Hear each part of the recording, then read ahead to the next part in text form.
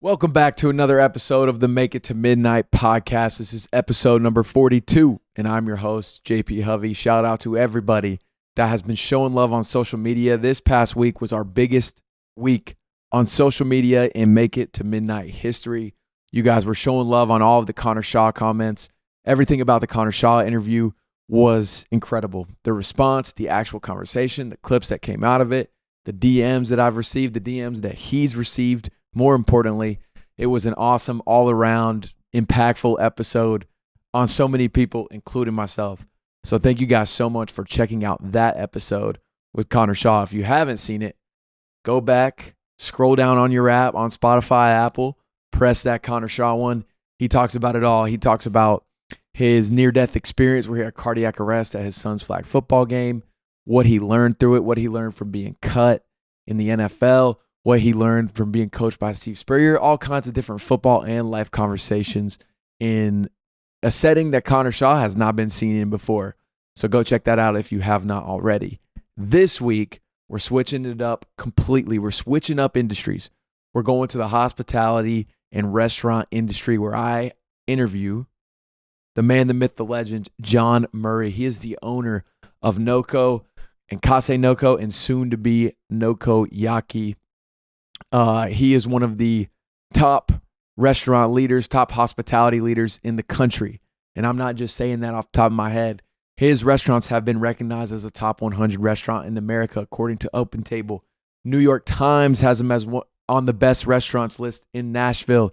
In the Eater Awards, they won the best new restaurant in its debut year at Noko. And the Modern South magazine awarded Noko the first ever Southern Charm Award for excellence in hospitality. Guys, the reason I wanted to interview Jon so bad is because Noko is my favorite restaurant in Nashville and probably my favorite restaurant I've ever been to. And I've been blessed to eat at a lot of different places. Yes, the food is incredible, but the service is even more insanely, absurdly incredible. When I go there, I know I'm about to say it in the beginning of this episode. When I'm getting ready to leave, I'm pissed off because I don't want the experience to be over. The staff is incredible. They treat you as if, almost like if your best friend was to be serving you dinner one night just as part of a fun little date night. That's how they serve you. And the reason that they are able to show up with this attitude every single day and make your experience so good is because that is exactly what Jon is doing at the top. His leadership style, it is very unique to the hospitality industry. He offers his staff full-time benefits, a crazy amount of PTO. It's like 30 days up, 30 or 40 days PTO. You get off on your birthday. It's a 4-day work week, health insurance, dental, eye, everything. He wants to change how these workers have been treated because for too long in the hospitality industry, they've been disrespected. The workers have been disrespected. They don't get all of these things, but not at Noko. And y'all know I love learning from and talking to amazing leaders. Jon is exactly that. The guy, he grinded his butt off. He took a massive risk when he drove up to Nashville to look at the space, to go all in. It's a story of risk-taking, overcoming crazy adversities, loss of parents, more things that I don't want to spoil right now. And then to see the impact that he's had on the Nashville community, made it one of the biggest honors I've had on this podcast of sitting down across from somebody. Have so much respect for Jon and everything he's built. And I think there is so much that we can learn and take into our day-to-day lives from this episode. So I hope you guys enjoy this episode with Jon Murray, and I'll see y'all at the end of it. Welcome back to another episode of the Make It to Midnight podcast. I'm your host, JP Hovey, and today I'm joined by the man that the last time I was in his establishment, my wife thought I was pissed at her at the end of this meal because I wasn't actually mad. I was upset that the experience was going to be over. And I thought to myself, man, I got to figure out who's the person behind this. And now we found out who the person behind it is. I'm joined by Jon Murray. Jon Murray, welcome to. Appreciate you having me, man. Make It to Midnight. Pleasure podcast. To be here. You own Noko, Kase-Noko, and you've got a new restaurant opening up. We do. Off West End later on this year, hopefully. Obviously, things. It's coming. Yeah, okay, cool. We're close. But I've always been fascinated by Noko because it's truly, and with my job at Bustin' with the Boys, we've been blessed to eat at a ton of incredible places across the country. And I still have yet to have an experience like you guys created at Noko, with the hospitality, the quality of the food, the phone call the next day. And I'm just so fascinated by everything that you've built there. And I think there's so many valuable life lessons just within your restaurant, which is, I've never felt that way about a restaurant. So my first question for you would be, where did that fire get lit? How'd your passion for it come about? For restaurants, or just doing things maybe a little differently? Doing things differently. I think it was a culmination of a lot of things, but I think what was the exclamation point was COVID. When the restaurant shut down, the company I was with, our restaurant shut down for 2 weeks. We were trying to figure out what was the best way to move forward.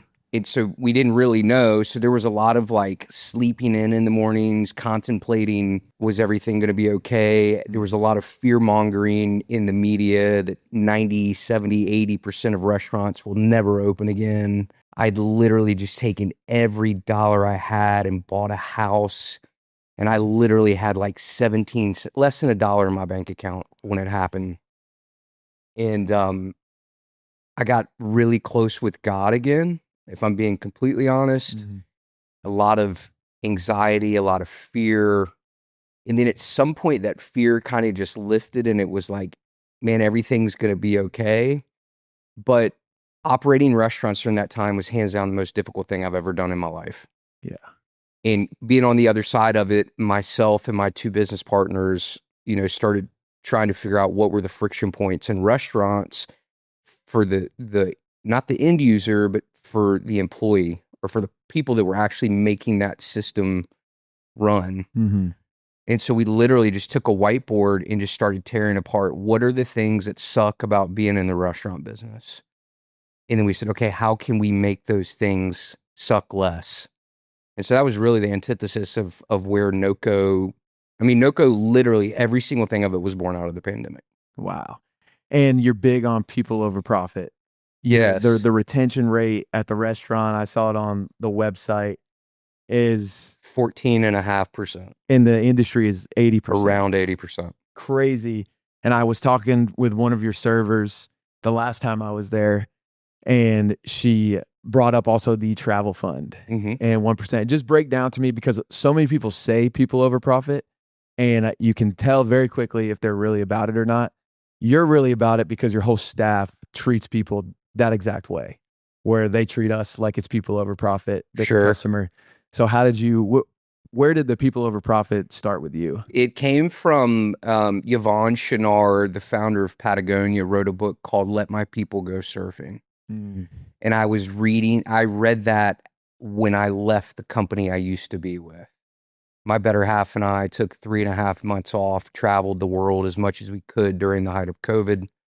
And Yvon donated 1% of their sales to like reforesting. And I was like, man, that's a really cool idea, but I didn't feel led to like take that money towards anything else. And so we took the 1% and gave it back to our people in the form of a travel stipend. And so at the end of every year, we take the 1%. Every single month, I transfer money into another checking account that's separate of our regular bank account. And at the end of every calendar year, we calculate by hours worked. We have a formula that spits out what people get. And then that fund is available only for travel. I think one of the things in the restaurant business for me early on was like, you didn't get paid time off, nor did you ever, once you took time off, did you have enough money to like go somewhere? And so we wanted to accomplish 2 things. One of those was just making sure that when people took time off, they got paid. And then 2, when they did, we could help them actually go somewhere. Yeah, which is literally resetting the standard in 100%. The restaurant industry. Yeah. What, in those 3 months that you traveled with your wife, what do you feel like you learned most about yourself? Faith. Yeah. Honestly, man, when I was leaving Indigo Road, I looked at her and said, we're going to take 2 weeks off. And she said, what about a month? And I fought like hardcore, like that's way too much time. And then we got into about a month and we just kept going. But faith, man, just believing that we are where we're supposed to be, that we ended up out of everything in this universe, the universe that we don't even know anything about, we somehow are here experiencing life. In faith, you just got to believe, man. You just got to believe. And a lot of that belief, you've proven your belief and what it can sow for you. But when you decided to leave your previous job, I know you had an offer to be the number 2, or maybe you already were the number 2. I was the number 2. You were the number 2, yep. But significant pay increase, all of those things. You had stability. Obviously, you're working your butt off running that many restaurants, but it's scary to do. What kind of led you to make that jump? What was the final straw? I mean, I don't think there was necessarily a straw. I mean, ultimately, I knew I wanted to create. I knew I wanted to be in control of my fate. I knew that I wanted to do, even though the company I was with was a great company, I wanted to do things differently. At that point, that company was too large to like do that, I think. I knew that I wanted to do it. I was way too scared to do it. And Mary looked at me because what I like had a, value, it's a word or what phrase I'm looking for. I had to like decide, was this or this greater? And I looked at how comfortable I was, how much money I was making, which FYI, I'm still not making that amount of money. Or did I forget all that and just want to chase my dreams and live like a bum for a while? And I looked at Mary laying in the bed and she goes, you need to do what's going to make you happy. I'm going to love you no matter what. And in that moment, that's when I was like, I got to go for it, man. Yeah. And so did you move from Charleston to Nashville? So originally we didn't know where we were going to go. Okay. We had an offer in on a place in Charleston. I got a little aggressive on our asks, especially for a first-time restaurateur. Yeah. And God does what God does. I got a phone call from a broker I talked to maybe a year and a half before that I honestly thought completely forgot about me. And I was in Augusta, Georgia doing some consulting work. In no lie, like a couple days before I was consulting for this company, one of the employees said, hey, Jon, when are you going to open your restaurant? And I was like, it's probably going to be a while. And I literally stopped myself in that moment. I said, you know what? It's going to be soon. And a few days later, Adam called me. He was like, dude, I got this deal in Nashville, but you're going to have to move quick. Mary and I got up the next morning at 7 a.m., drove 6.5 hours to Nashville, looked at the space, drove 6.5 hours back, and I went back to work the next morning. And a week later, we had it tied up, and we were working through a lease. Holy crap, man! Yeah, dude, that is crazy. And then to watch what it's grown into now. Take me to 2019. This when you decide to turn sober. I would love to hear the kind of like the breaking point for it, and then the different what you've noticed in your leadership before that, and then now after. Sure. Man, it's the thing I'd been wrestling with for years. I have a very addictive personality in anything I do, whether it's eating sweets, going to the gym, whatever it may be. If I latch on to something, I'm wholeheartedly in it. And Steve Palmer, who was the founder of Indigo Road, who was my direct report, my boss, my business partner, had been sober. I mean, he's going on 20-something years now.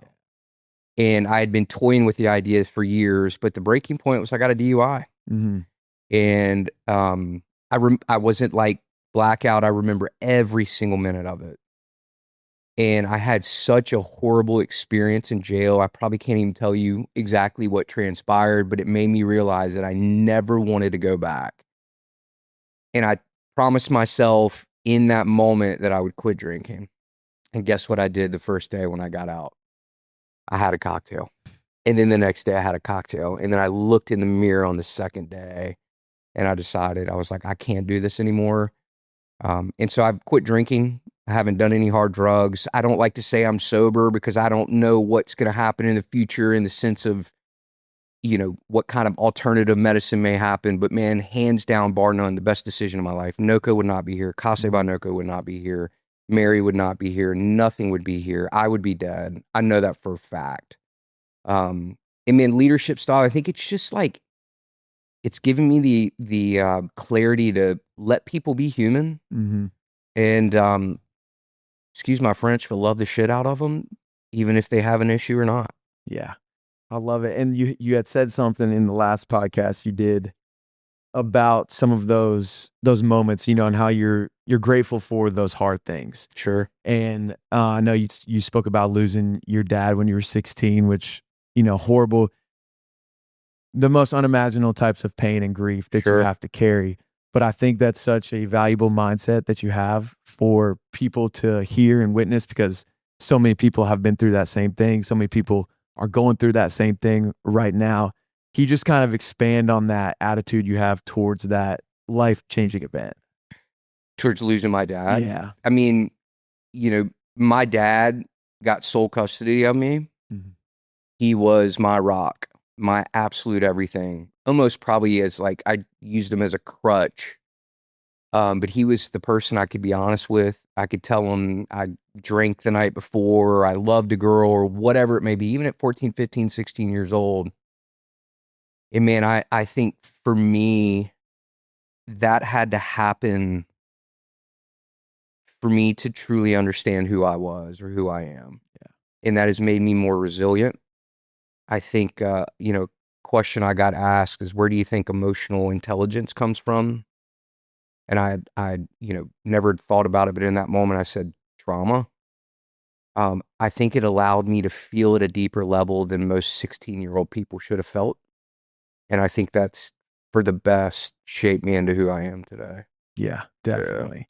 Yeah. And man, I'm telling, like, you know, obviously I don't know your dad, but with what you've built, and I know the feeling that I get when I leave the restaurant, the things you've created, I know he would be, or he is, so fired up. Appreciate it, brother. Which that means awesome. The world to me. That say that. No, definitely. Because again, it's, you know, this is my first time meeting you, but what you have built is truly the highlight of whenever I get a reservation during that month. And, you know, my wife and I, we seek it out. And so it's awesome to hear that and to know that something so great came from something so hard. I do want to hear, because you were talking about one of your employees, and you brushed over him in the last podcast because the conversation was going elsewhere. But you have a dishwasher that's been with you, and you were praising his attitude, Thomas. Mm-hmm. I'd love to hear about the attitude that Thomas brings to work, because I think it would be so great for those listening to.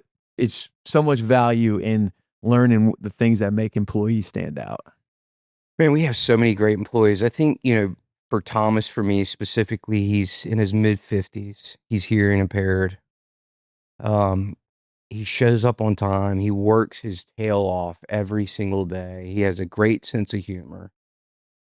His sense of humor probably at times maybe borderline inappropriate. And I say sometimes it's probably a good reason he can't speak and we don't understand sign language. But he's just, man, he comes in every single day, and he has bad days, just like we all have bad days. But his bad days are probably like most people's good day.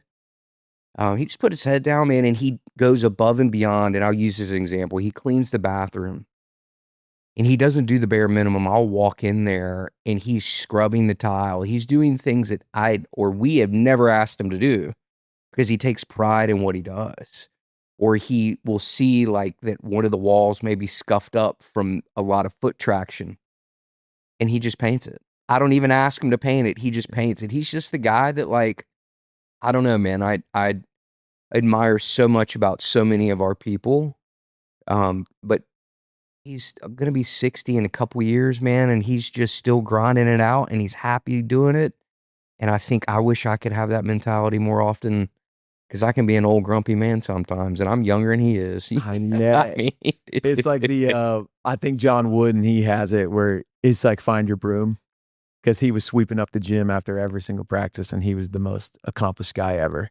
And it's just such a good piece of like, man, whatever job you're doing, like find your broom, and then good things will come from it. 100%. And you were talking about the pride. You just mentioned pride, and you had a moment where it was like somebody was reminding you, like, hey, take pride in what you're doing. Like, it matters. So one of my best friends, Kimball Brienza. So I was in the music business, graduated college, very fortunate to have a good run in the music business. 2008 happened. You know, iTunes really hadn't turned into what it was. Napster was still very prevalent. And so it was really hard to figure out how to monetize music. And so I moved back to Charleston, South Carolina. I bartended and waited tables. That's how I graduated or got through college. And so I got a job with Indigo Road, Steve Palmer, and Kimball Brienza was the manager. And dude, I was just going through the motions, man. I was just, hey, Jon, I was super nice, but I didn't know the product. I didn't know anything. And he looked at me and he goes, dude, I know this isn't what you want to do for your life, but like take some pride in it. And that resonated with me, and it changed my entire outlook. And like, so I started to learn the menu. I started to learn where we sourced our fish from. I started to learn the wine list. And dude, it like watching people sit in those seats and just say, hey, why don't you just order for us? And I wouldn't be where I am today had it not been for that conversation from Kimball too, because like, just take pride in it, dude. Even if you're not going to do it forever, grab that broom and sweep, dude. Yeah. Like sweep with passion. And the rest is history, man. I mean, I know I wouldn't be here without that too, man. And I'm forever grateful for Kimball for pushing me to take pride in what I did, even if it was just, because at the time I thought restaurant business was just a restaurant business. It was just a means to an end. It was just from a point A to point B to point C. Never did I realize that it was going to create this amazing life. Yeah. And it's cool to hear that, because so all of these experiences just fully shape what you've built right now. And, and during that time, you had no idea that you were going to build. Dude, I thought I was going to be in the music business. Yeah. I thought I was going to be some big time manager or whatever. Who were you working with? So I worked with a Christian band based out of Greenville, South Carolina called Chasin'. Gotcha. They're now defunct. Then I worked with a band called Williams Riley, Benton Blunt. I mean, it was just nothing really hit. I think Christian radio, we had a #1 on CHR, a couple top 5s on AC, and then we broke top 40 on country, but that's a tough business, dude. Yeah, tough business. Tough business. On the road all the time. Dude. Was there any inkling during that? Like, did you have a moment on the road where you were at a restaurant or something when you were like, maybe just a little flicker of like, oh, this could be. Dude, I wish I did, man. Yeah. No, some of my fondest memories are at my Nana's kitchen table growing up. But no, restaurants never registered with me that you could create something so special in them until after the fact. Yeah. Well, and there's such a wall to it too, because it's not like you grow up hearing, hey man, you could create a nice career out of working in the restaurant industry. Dude, it was a complete opposite. Yeah. People were like, you work in the restaurant, like when are you going to get a real job? So you went to college and you paid all this money and now you're managing a restaurant? Like, what are you doing? Yeah. How'd you handle that? I just don't, I'm very stubborn, to a fault. And if somebody tells me I can't do something or to not do something, I'm normally going to do it, or I'm going to lean in to try to figure it out. So it was more of like, probably just honestly, arrogance, ego, and stubbornness. Yeah. Yeah. And then when do you feel like that left? The stuff, and realized I could actually create a life in it? Yeah. Probably once I quit drinking, man. I'd been toying. I knew I loved doing restaurants. I knew, or at least I thought I was good at it. Mm-hmm. I knew I enjoyed it, but I didn't think it was my calling until I quit drinking. My head got clear and I started realizing like where I really found value. Yeah. Have you been able to have a moment? Because I mean, the restaurant industry is grueling. You work. Sure, you own your own business, but I'm sure you're up at 7 a.m. A lot, man. Working all the way till late into the night. When was a moment where maybe you're just at the restaurant and you're looking at a full restaurant, people laughing, where you were just like, man, like where you felt so proud of what you'd built? Man, I have these moments in the middle of service, usually when we're getting our butts kicked, where I'm just overwhelmed with gratitude. I'll be resetting a table and I look up and I just hear the chatter and people laughing, and I'm just like, man, I just so overwhelmed just with the feeling of like, dude, this is so beautiful, and thank you God so much for everything I have. I don't think there was like one pivotal moment. I think one thing I could probably get better at is like giving myself credit where credit's due. I still, it feels beautiful and rejuvenating to hear you say the things you say about dining at Noko, because more often than not, I'm looking at what's going wrong. Yeah. right? Oh my God, we missed that, or whatever it may be. In a lot of my happiness, this is me being very vulnerable. A lot of my happiness is predicated on reviews online. And so if we get a 2-star, 4-star, whatever it may be, every night at midnight, I get a recap for every single review we've got in the last 24 hours. How's that set up? Just through an email. Gotcha. I also have on Google, Yelp, all the things. I get instant notifications. And yeah, it's I appreciate you saying that, because most of the time I feel like I am doing a horrible job. But I also think that feeling is what keeps me like pushing it. Yeah, it's a very 1%, like 1%er feeling where you hear the same thing amongst the top athletes, where it's just that paranoia of, man, what if I'm not good enough? What if this one thing changes it all? And it's hard to find that peace. It is. And I think about it, 16 years old in the development of a man or a boy, not having that, hey son, you're doing a good job. Like, I think probably my Achilles heel is that I'd never think I'm good enough. But that's what keeps pushing me to try to be good enough. Yeah. And maybe one day when it's all said and done, it'll all be for nothing, or maybe one day it'll all be for something. I don't know. So how do you, if that is one of the things that is on your mind, how do you handle because the restaurant is a very like award-based business, how do you kind of balance that with, you guys have won a bunch of awards in Nashville. You're one of the top 100 restaurants in the US for reservations. How do you kind of balance that? I think that I would rather be the people's champ than the critics' champ, right? And so that's why reviews matter more to me than anything. That and how our employees feel. If I'm being honest, there have been moments where I want to win a James Beard Award, I want a Michelin star, but really when I step back, unpack it, that's my ego, dude. Yeah. And ego has no place in anything that serves purpose. It has no place. And I mean, look, when we won Eater's Best New Restaurant, these top 100 things, that's all cool. But I feel good for a good 5 minutes, and then it's like, all right, it's back to work. Yeah. So those things don't,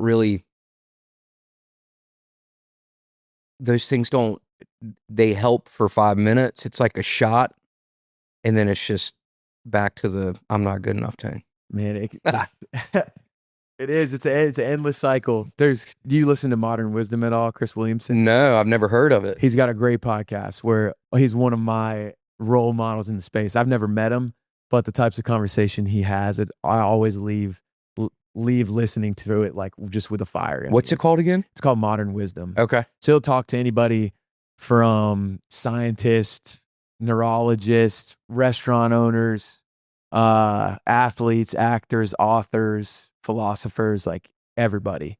And there's so many awesome episodes with so many great gems. I need to check that out. He did a live show here in Nashville last year that I went to. It was cool because he chose to do it on a Friday.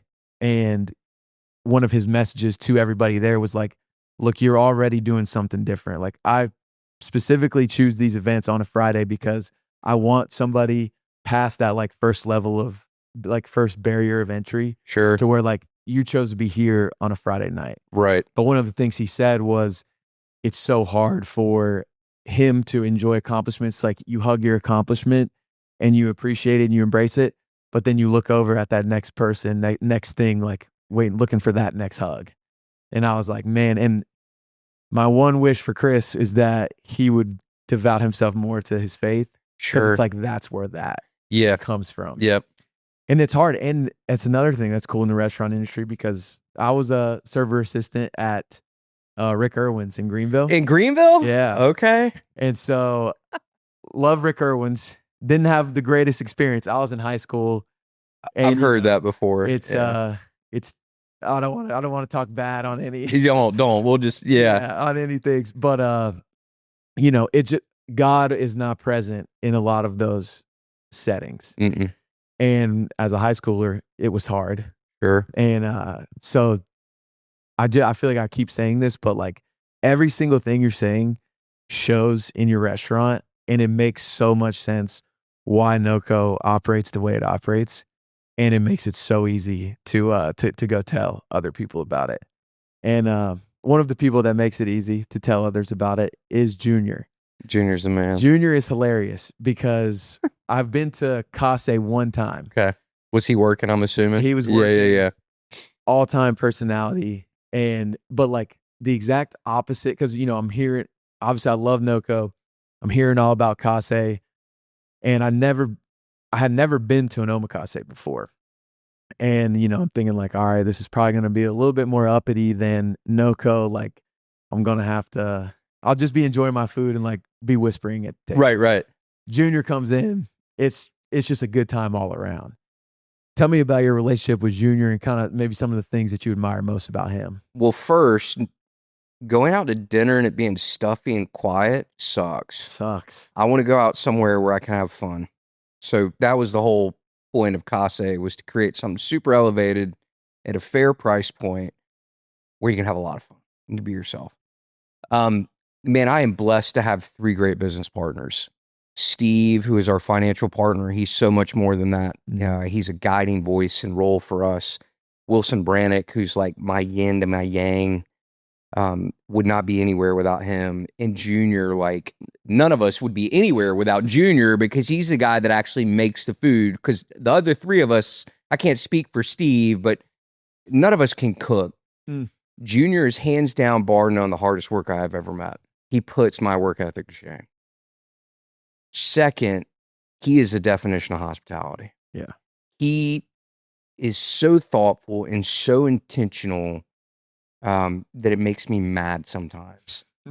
And not mad at him, just mad that I can't be that way. But Junior and I have this relationship where we marry my better half, and Wilson call us emo. Junior and I emo, and we call Mary and Wilson dead inside. They are not very emotionally charged or driven. Junior and I are, and that can sometimes not be a great thing. Junior is very emotionally intelligent. Junior speaks from the heart. Junior is vulnerable. And I think vulnerability is a superpower. Yep. And I think anybody that has that as a superpower, I don't know where it came from, how it was formed. Dude, he's a salt of the earth, man. I love that dude so much. We're so close. Yeah, that's awesome. And did you meet him in Charleston? I actually, randomly enough, hired him and Wilson in Atlanta, Georgia in the same week at an old restaurant I used to manage. Junior came in. He was at culinary school, and he had this big chef hat and walked in with his chef clothes on trying to get the job. And the chef at the time didn't hire him. And dude, we were so short-staffed. As he was walking out, I grabbed him and I just said, sit down. And I interviewed him, and I hired him on the spot. After, of course, interviewing. Yeah. And then Wilson, and dude, the rest is history. Never in a million years did I ever think that we'd start a business together. What is something you think that maybe restaurant owners or even just business leaders could get wrong in the hiring process? I mean, so much. Yeah. Dude, it's really easy to hire wrong. Mm-hmm. You know, there's nobody in our camp that's ever been hired in less than 2 interviews. And that's line level employees, some 3, 4, 5. We're in the process of interviewing a chef for Noko Yaki right now, and he's had 5 interviews, and we're still not done with him. Like, and it's not because that is, man, our business is tough. Hiring the right people is everything. And why would you rush that? Right. You know, no one rushes into a relationship. When I say no one, but yeah. Anyways, maybe that's not a great analogy, Yeah. but you know what I mean. I'll stop there. No, for sure. And in the interviews, it's 5 times. I'm sorry. I'm like, is Jon just asking him out here like, hey, round 1, make me this isn't even technical, dude. The first interview is technicality. The rest of them are like, let's get to know each other as humans, right? Because at some point, while technical is important, it's nowhere near close to anything. Yeah. Or everything. It is who they are as a person, what things they've been through, what hurdles they've had to overcome, where they eat, all these things, when you like really look at it, factor into who the right people are. Yeah. What are some of those questions you ask them, like to get to know them on the personal level? You know, I feel like that lacks in job interviews? Sure. I think one that is really tough to preface is, can you tell us about a traumatic experience that's happened to you in the past that shaped you into who you are today? And I use some of my examples as a child to kind of like let them know, like, hey, I'm willing to tell you, I'm willing to unpack my closet. Like, I've been kidnapped as a child. My dad died when I was 16, so on and so forth. And they're kind of like, oh, wow. And those, when people can be vulnerable and say things that they don't want to say, that's when I'm like, man, I feel like we got the right person. Yeah. You know? That's incredible. What, you don't have to dive into it, but you just brushed over being kidnapped as a child. Or were you open to sharing that story, or you don't have to? Yeah, yeah. It's not. I'm willing to share that it happened. I think the way it happened and is very, very murky for some people that are still present in my life, and so I don't want to necessarily talk about it, to be honest with you. But 100%. Yeah. A good segue for that. You guys have done a lot of great work in the Nashville community. Over $400,000 raised for the Nashville Children's Alliance, which helps kids who have suffered abuse. Where did you hear of them? Where does your heart for that come from? And just talk about some of that work. It's a great question. Well, unfortunately, that is a part of my story as a child too. So Nashville Children's Alliance helps children that have been sexually abused, severely physically abused, or have witnessed, a murder or whatever it may be. It helps with counseling, court costs. And so, unfortunately, as a child, I had a childhood friend whose father molested me. And, it really had a reverberating effect on my life, still does to this day. Hence probably why I don't drink anymore and all the things. And what I knew, or what we knew when we went out, is that we didn't want to just be a restaurant, right? We wanted to be an agent of change, not only for our industry, but for the people that lived in the community where the restaurant was. And so, man, we vetted a lot. I don't even know how, 10, 15 charity nonprofits. And while all of them were great, kind of at the last minute, this one came up. Wow. And we met with Dawn, who is she's the CEO of the charity or the nonprofit.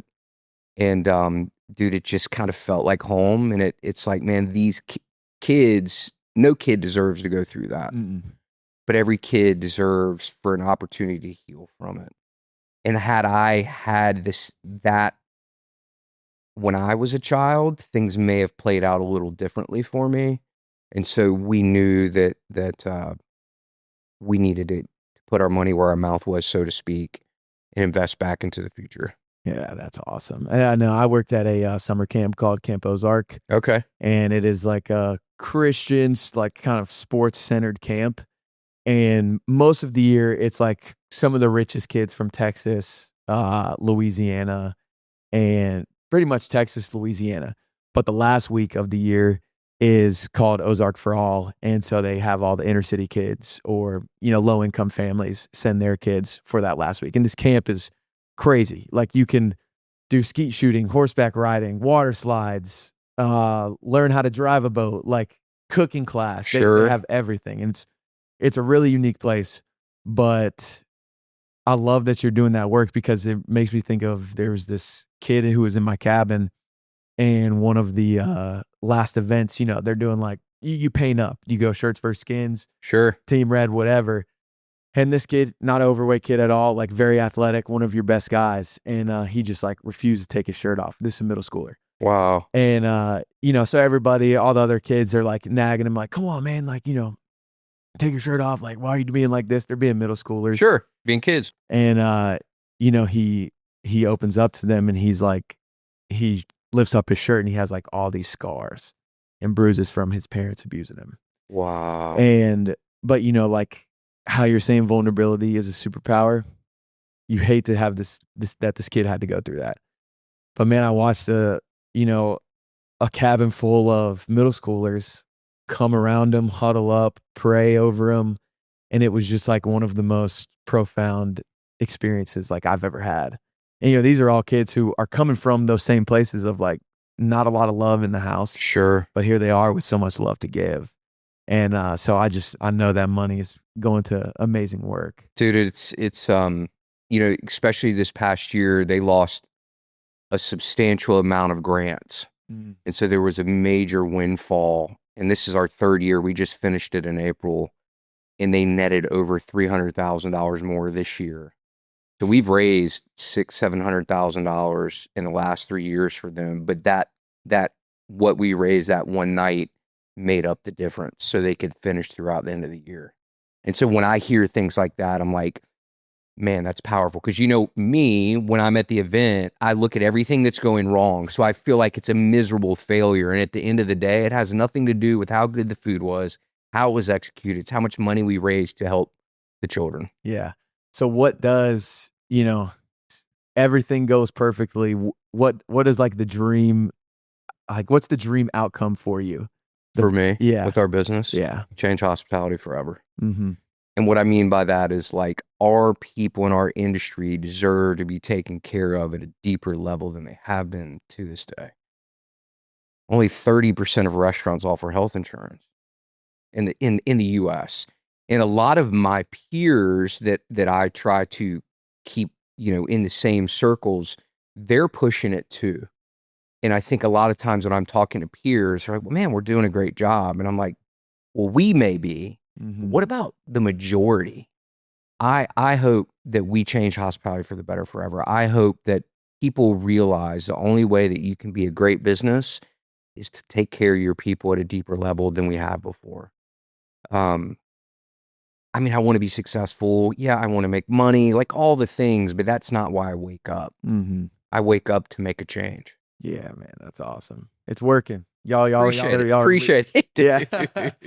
There may be a million things that you see go wrong, but I promise you. Yeah, man, dude, we're so blessed, man. Yeah. So blessed. What, tell me about who is a massive role model for you in the space that you feel embodies all of these things? And is there anybody in Nashville that you feel like is doing a great job?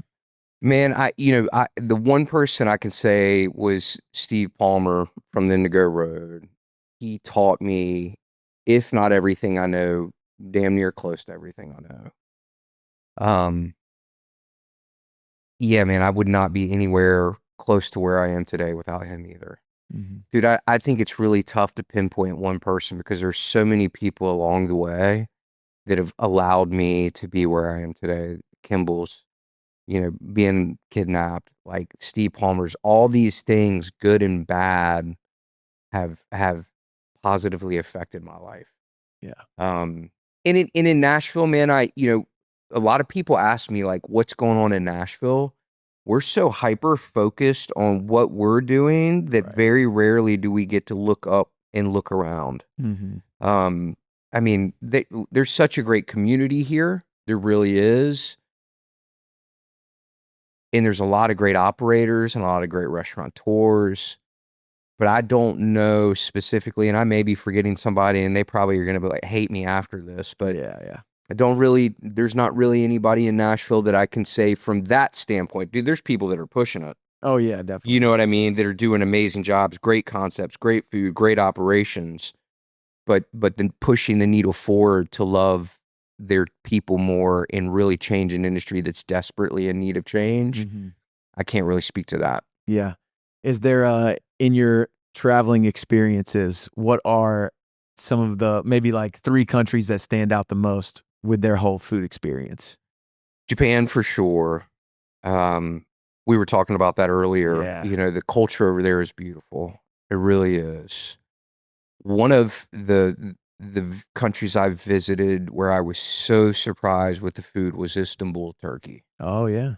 Probably my favorite food trip I've ever taken in my life. And it wasn't even necessarily all food related. Mm-hmm. Super, super surprised there. What kind of food they eat? Man, it's Turkish. It's very Mediterranean. Yeah. There's lots of peppers and spices and kebabs and things of that nature, baba ganoush and all that kind of stuff. But I think honestly, dude, when I would rather eat anywhere than the U.S. Really? And not because there aren't people talented here, but mean, food is different outside of the U.S. I'm talking about like I can go to, Europe, or I can go to Italy or wherever, Japan, and I love coffee, and drink 10 cups of coffee and not get any anxiety. Yeah. You give me 1 or 2 cups of coffee here. The food outside of the U.S., meaning the product, that it's not pesticides and all that kind of stuff. The food outside of the U.S. is amazing. Anywhere outside of the U.S. that I've been, at least. Right. Yeah, that's fun. And then I get in that same note, what about, even though you just said outside of the U.S., what are your maybe top 3 favorite cities in the U.S. to go eat? New York City, hands down, bar none. I think Miami is becoming a really cool culinary destination. It's had the nightlife thing, like what David Grutman's doing down there, and so many other people. And then, man, I think Nashville's got a really, really great food scene right now too. It's slept on. Dude, it really is, man. I mean, there's a lot of talent here. And then probably after that, either Chicago or LA. Yeah, the big spots. Have you spent time with Dave Grutman? I have not. No, I've never personally met him, but I just, it's not what I do, nor is it something I could ever do. Right. But he's done a great job at like the branding, the celebrity, and creating something that people flock to. Yeah, no, my friend, he's a tennis agent. Okay. He lives down there in Miami, and so he'll have Dave out playing tennis and everything with all the different guys and girls, and it's just the way Dave operates is unique. Like, it's just like, how in the world did you build this? I don't know him personally. Yeah. My better half used to work for him back in the day, but like I'm not a nightlife guy because I don't drink anymore. Even when I did drink, you would never catch me at Live. Like right. But what he's built is pretty impressive. And like, you'd think that like Gecko, one of his spots with, I'm blanking on who's the top reggaeton guy right now. Anywho, I'm not even in the know, but it's called Gecko. And I went thinking like, man, she's going to be okay. And it was super solid. And I was like, okay, I see you, dude. Dave. I see you, dude. Come on, Dave. Yeah. Oh, that's awesome. And then we'll do 2 more questions. One of them, actually, I promised one of my coworkers that I'd ask one he had. He's a big time foodie, and okay, he's a Noko fan as well. But the first one, and I know you said that you're not the greatest cook, but I guess it's not really about what you would cook. What would be your death row meal? Dude, you know what's crazy is I ask that in every interview. What is your death row meal? So I've got my answer. Let's go. My Nana's coleslaw. The coleslaw? Yeah, my Nana could not cook, dude, whatsoever. She knew how to overcook a steak, but her coleslaw was fire. Okay. My mom's fried okra. Ribeye blackened, loaded baked potato, extra loaded. And then mint chocolate chip ice cream from Baskin Robbins. The Baskin Robbins poll. Yeah, I grew up on that, man. I love it. Stay true to your roots. Yeah. And not enough people are out here respecting Baskin Well, I don't even Robbins. know if there's a Baskin Robbins in Nashville. I'm not sure. I don't think there is, and I think too many have closed down. Yeah, it's old school. Were you a TCBY guy? Dude, it's so funny because there's like a yogurt resurgence happening right now. Yes. And I keep saying TCBY, and people are like, what is that? I'm like, they went out of business, I think. But yeah, I love TCBY. Staple in the Greenville summers. Oh, yeah. Staple. And then what he had asked was, how have pop culture content such as The Bear, and this is shout out to Derek, such as The Bear, the menu changed the way guests view the modern day restaurants, if at all? I mean, maybe it's giving people more of an appreciation for how hard it is to operate a restaurant at a high level and provide consistency. If anything, man, I think it's just helped bring independent restaurants more to the forefront, which I'm grateful for. Definitely. And then actually, I guess kind of off that, as we were speaking about AI before. Sure. And I was saying how I believe that in the current society with how AI is trending, that quality podcasts, quality restaurants are going to rise to the top. There's going to be even more opportunity for them because people desire connection. Sure. Do you have any type of feeling towards AI, whether it's good or bad, in the restaurant industry? Man, I think there are things in the AI world that I love, right? The memes. Well, I'm just kidding. yeah, sure. Tearing apart a P&L comparative to the last 2 years. What's a P&L? Profit and loss statement. Got you. Right. And saying, hey, where are there leaks? Where do we have operational efficiencies that we can work on? Where are opportunity areas? Those are great. I not knowing all things, AI scares me that it's going to wipe out the lower middle class and that we're going to fall into a complete economic windfall, which would ultimately hurt restaurants, would hurt everybody. But I don't know, man. I mean, listen, dude, you either adapt or you die. And so we're going to use it. We're never going to use it to create our messaging. We're never going to use it, to tell who we are. That always has to be us because that's the only way to be authentic. But listen, AI is here, dude. You either get on or you get off. Yeah. And we're on it. I love, though, that you said you're never going to use it to create your messaging, because I see it so much just in the editing world where YouTube descriptions, YouTube titles, all of these things. And I'm just like, you're losing the ability to think for yourself. And ultimately, like, AI will never surpass man because man built AI. And this is, I love the levels of it, because AI will never pass man. Man created AI. Man will never pass God because God created man. And I think that gets lost in everything that's going on. But I'm old school when I'll go and edit these clips. There's plenty of AI things out there that can speed up my process.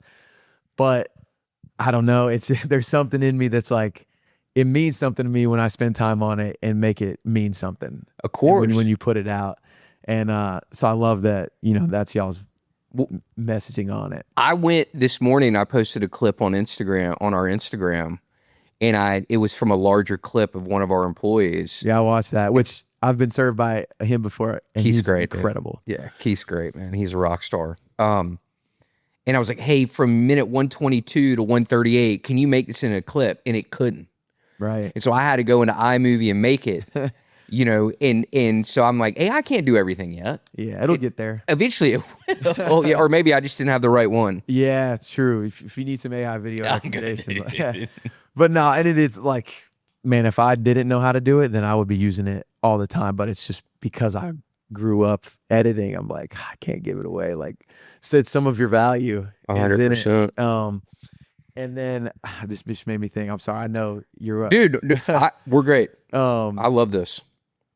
The Target chairs, or the chairs the chairs at Noko are from Target. There's Threshold. Walk me through that process. Was it you get to the finish line, it's like, oh wait, we need chairs? But I love the fact they're from Target. We Steve, our financial partner, had never invested in a restaurant before. Part of our ethos is because we give so much back to our people that we have to spend, we try to be as frugal as possible with what we invest in it so we can still pay our debt back in a timely manner. Mm-hmm. So also, man, it was our first one. Noko wasn't proven. We could have fallen flat on our face. And our designer, David and Trevor, presented all these chairs that were like $300-$400. And I'm like, dude, we don't have the budget, man. Yeah. Like, I said that Noko was going to cost $300,000, and it didn't end up anywhere close to that. So it was like just counting pennies. And David called and was like, dude, these things were out of stock. Target just put them back in. They're $150 for 2 chairs, and we bought them. And you know what's crazy? We're 3 years in. They're slowly starting to break, and you can't find them anywhere anymore. So we might have to end up going to some more expensive chairs. Dang. But, yeah. That is awesome. Your investor, I heard you speaking on the last podcast. You had to call. You said $250,000. Was it $250,000 or $250K? It depends, man. We've had there's been so many conversations now, but it's not enough. We're going to need a little bit more. What is it like having to make that phone call? Man, it's nerve-wracking, but I'll have to say something about him is that he's a believer, right? He's an entrepreneur. He has been wildly successful, and I think he's been in my shoes and Wilson's shoes and Junior's shoes. And I think because we trust each other, I trust him implicitly. And I hope and believe to say that he says the same thing, that he knows it's not because we wanted it to happen that way. It's just kind of the nature of the beast. Yeah, dude. I mean, but it doesn't matter how successful you are. It's not even about me having to call to ask for another $300, $400, whatever $100,000.